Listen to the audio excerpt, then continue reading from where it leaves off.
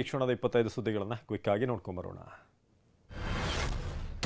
ಉಡಾ ಹಗರಣ ವಿರುದ್ಧ ಮತ್ತು ಸಿಎಂ ರಾಜೀನಾಮೆಗೆ ಒತ್ತಾಯಿಸಿ ಬಿಜೆಪಿ ಮತ್ತು ಜೆಡಿಎಸ್ ನಡೆಸುತ್ತಿರುವಂತಹ ಮೈಸೂರು ಚಲೋ ಪಾದಯಾತ್ರೆ 5ನೇ ದಿನಕ್ಕೆ ಕಾಲಿಟ್ಟಿದೆ. ಮಂಡ್ಯದ ಶ್ರೀನಿವಾಸಪುರ ಗೇಟ್ ಬಳಿ ನಿನ್ನೆ ಪಾದಯಾತ್ರೆ ಅಂತ್ಯಗೊಂಡಿತು. ಇಂದು ಶ್ರೀನಿವಾಸಪುರ ಗೇಟ್ ಬಳಿಯಿಂದಲೇ ಪಾದಯಾತ್ರೆ ಮುಂದುವರಿಯಲಿದೆ. ಬಯಲುಸೀಮೆ ಜಿಲ್ಲೆ ಕೋಲಾರದಲ್ಲಿ ನಿನ್ನೆ ಧಾರಾಕಾರ ಮಳೆ ಸುರಿದಿದೆ. ಕೋಲಾರದ ಅರಹಳ್ಳಿ ಗೇಟ್ ಬಳಿ ಇರುವಂತಹ ರೈಲ್ವೆ ಅಂಡರ್ಪಾಸ್ ಜಲಾವೃತವಾಗಿತ್ತು. ಸರ್ಕಾರಿ ಬಸ್ಸೊಂದು ಅಂಡರ್ಪಾಸ್ನಲ್ಲಿ ಸಿಲುಕಿ ಕೆಲಕಾಲ ಆತಂಕದ ವಾತಾವರಣ ನಿರ್ಮಾಣವಾಗಿತ್ತು. ಅಗ್ನಿಶಾಮಕ ಸಿಬ್ಬಂದಿ ಮತ್ತು ಪೊಲೀಸರು ಹರಸಾಹಸ ಪಟ್ಟು ಬಸ್ಸನ್ನು ಹೊರತೆಗೆದರು. ಕೋಲಾರ ಚಿಕ್ಕಬಳ್ಳಾಪುರ ಮುಖ್ಯ ರಸ್ತೆಯಲ್ಲಿ ಸಂಚಾರ ಅಸ್ತವ್ಯಸ್ತವಾಗಿತ್ತು. ಕೋಲಾರದಲ್ಲಿ ನಿನ್ನೆ ಸಂಜೆ ಸುರಿದಂತಹ ಮಳೆ ಸಾಕಷ್ಟು ಅವಾಂತರಗಳಿಗೆ ಕಾರಣವಾಗಿದೆ. ತಾಲೂಕು ಕಚೇರಿಗೆ ನೀರು ನುಗ್ಗಿದ್ದರಿಂದ ಅಲ್ಲಿನ ಸಿಬ್ಬಂದಿ ಪರದಾಡಿದರು. ಮುಂಜಾಗ್ರತಾ ಕ್ರಮವಾಗಿ ಕಡತಗಳನ್ನು ಇನ್ನಿತರ ಮಹತ್ವದ ದಾಖಲೆಗಳನ್ನು ಸುರಕ್ಷಿತ ಪ್ರದೇಶಕ್ಕೆ ಶಿಫ್ಟ್ ಮಾಡಲಾಯಿತು. ಯಾದಗಿರಿ ಜಿಲ್ಲೆ ಗುರುಮಠಕಲ್ ಪಟ್ಟಣದಲ್ಲಿ ಮಳೆ ಅಬ್ಬರಿಸಿದೆ. ನಿನ್ನೆ ಸುರಿದ ಭಾರೀ ಮಳೆಯಿಂದಾಗಿ ಹಲವು ರಸ್ತೆಗಳು ಸಂಪೂರ್ಣವಾಗಿ ಜಲಾವೃತವಾಗಿತ್ತು. ಮಾರ್ಕೆಟ್ನಲ್ಲಿ ಅಂಗಡಿಗಳಿಗೆ ನೀರು ನುಗ್ಗಿ ವ್ಯಾಪಾರಿಗಳು ಪರದಾಡಿದರು.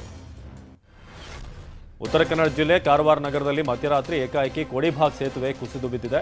ಈ ವೇಳೆ ತಮಿಳುನಾಡು ಮೂಲದ ಚಾಲಕ ಬಾಲಮುರುಗನ್ ಲಾರಿ ಸಮೇತ ಕಾಳಿ ನದಿಗೆ ಬಿದ್ದಿದ್ದಾನೆ. ಕೂಡಲೇ ಲಾರಿ ಮುಂಭಾಗದ ಗ್ಲಾಸ್ ಅನ್ನು ಹೊಡೆದು ಚಾಲಕ ಹೊರಬಂದಿದ್ದಾನೆ. ಬಳಿಕ ರಕ್ಷಣೆಗಾಗಿ ಚೀರಾಡಿದ್ದಾನೆ. ತಕ್ಷಣವೇ ಕಾರ್ಯಪ್ರವೃತ್ತರಾದಂತಹ ನೈಟ್ ಬೀಟ್ ಪೊಲೀಸರು ಸ್ಥಳೀಯ ಮೀನುಗಾರರ ನೆರವಿನಿಂದ ಚಾಲಕನನ್ನು ರಕ್ಷಿಸಿದ್ದಾರೆ.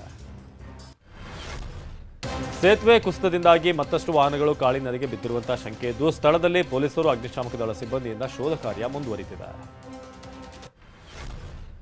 ಕೊಪ್ಪಳ ಜಿಲ್ಲೆಯ ಕುಷ್ಟಗಿ ಪಟ್ಟಣದಲ್ಲಿ ಭೀಮಾ ಆರ್ಮಿ ಏಕತಾ ಮಿಷನ್ ಅಧ್ಯಕ್ಷ ಅಡಿವೇಶ ಅಜಳದಾರ್ ನಿನ್ನೆ ಬರ್ತ್ಡೇ ಆಚರಿಸಿಕೊಂಡಿದ್ದಾರೆ. ಈ ವೇಳೆ ವೇದಿಕೆ ಮೇಲೆ ಮಚ್ಚಿನಿಂದ ಕೇಕ್ ಅನ್ನು ಕತ್ತರಿಸಿದ್ದಾರೆ. ಮಚ್ಚಿನಿಂದ ಕೇಕ್ ಕತ್ತರಿಸಿದ ವಿಡಿಯೋ ವೈರಲ್ ಆಗಿದೆ. ವಯನಾಡು ಗುಡ್ಡ ಕುಸಿತದಲ್ಲಿ ಕೊಚ್ಚಿ ಹೋದವರು ನಾಪತ್ತೆಯಾದವರ ಶೋಧ ಕಾರ್ಯಾಚರಣೆ ಅಂತಿಮ ಹಂತ ತಲುಪಿದೆ. ಕೊನೆಯ ಹಂತದಲ್ಲಿ ಚಲಿಯಾರ್ ನದಿ ಪಾತ್ರದಲ್ಲಿ ಕಡಿದಾದ ಪ್ರದೇಶಗಳಲ್ಲಿ ಕಾರ್ಯಾಚರಣೆ ನಡೆಸಲಾಗುತ್ತಿದೆ.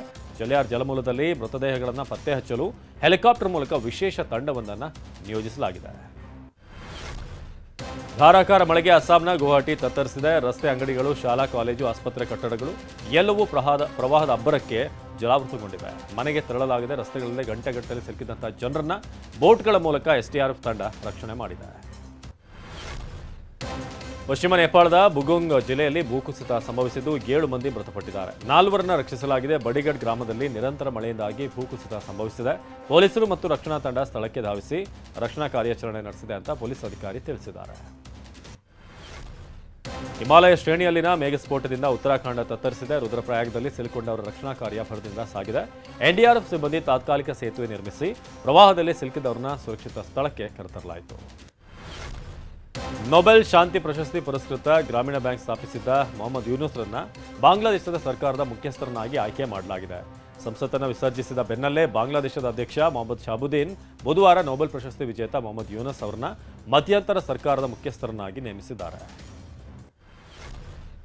ಪ್ಯಾರಿಸ್ ಒಲಿಂಪಿಕ್ಸ್ನಲ್ಲಿ ಭಾರತದ ಕುಸ್ತಿಪಟು ವಿನೇಶ್ ಫೋಗಟ್ ಫೈನಲ್ ಪ್ರವೇಶಿಸಿದ್ದಾರೆ. ಮಗಳ ಸಾಧನೆಗೆ ಹರಿಯಾಣ ಮನೆಯಲ್ಲಿ ಸಂಭ್ರಮ ಮನೆ ಮಾಡಿದೆ. ಚಕ್ರಿ ದಾದ್ರಿಯಲ್ಲಿರುವಂತಹ ನಿವಾಸದಲ್ಲಿ ವಿನೇಶ್ ಫೋಗಟ್ ತಂದೆ ಮಹಾವೀರ್ಗೆ ಸಂಬಂಧಿಕರು ಸಿಹಿ ತಿನ್ನಿಸಿ ಸಂಭ್ರಮಿಸಿದರು. ಪ್ಯಾರಿಸ್ ಒಲಿಂಪಿಕ್ಸ್ ಹಾಕಿ ಸೆಮಿಫೈನಲ್ನಲ್ಲಿ ಭಾರತ ತಂಡ ಸೋಲು ಕಂಡಿದೆ. ನಿನ್ನೆ ನಡೆದಂತಹ ಸೆಮಿಫೈನಲ್ನಲ್ಲಿ 3-2 ಗೋಲುಗಳ ಅಂತರದಿಂದ ಜರ್ಮನಿಗೆ ಶರಣಾಗಿದೆ. ಈ ಮೂಲಕ ಚಿನ್ನ ಗೆಲ್ಲುವಂತ ಆಸೆ ಕಮರಿ ಹೋಗಿದೆ. ಇಂದು ಕಂಚಿನ ಪದಕಕ್ಕಾಗಿ ಸ್ಪೇನ್ ಜೊತೆ ಭಾರತ ಆಡಲಿದೆ.